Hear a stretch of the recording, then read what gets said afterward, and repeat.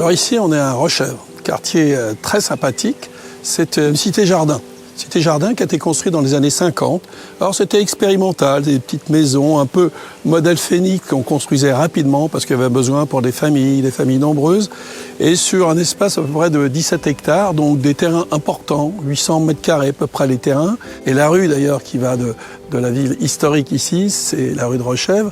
On appelait ça la rue de Rochèvre, c'était le chemin des chèvres. Quand je suis élu, il y a déjà un plan de transformation parce que ces maisons devaient durer 20 ans. D'abord, c'était des maisons qui étaient privées plutôt, puis qui sont rentrées dans le parc social. La norme est telle qu'on ne pouvait plus continuer de louer ces maisons.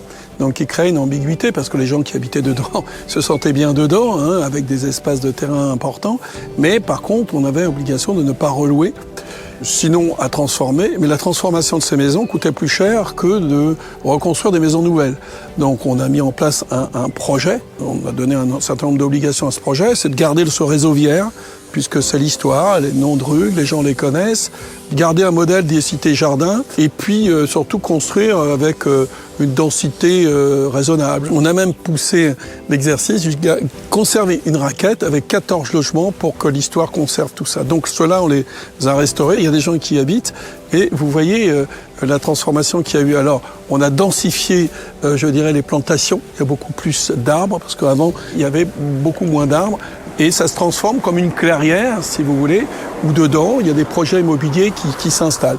Et quand je viens ici, où je peux manger des groseilles, des maquereaux aussi, vous voyez, les gens ne connaissent pas trop ça, tout un tas de fruits, j'ai vu des abricots, des pommes, il y a un peu tout. Ce parc merveilleux aux mémoires de notre ancienne conseillère municipale Bernadette Jouachin, qui était justement à l'initiative de cette transformation douce des quartiers de la ville, où dedans il y a planté de 15 000 arbres, arbustes et vivaces. Et d'ailleurs, le clou de tout ça, ça sera bientôt, puisqu'on vient de choisir une nouvelle EHPAD sur un espace de 2,7 hectares, près de 3 hectares.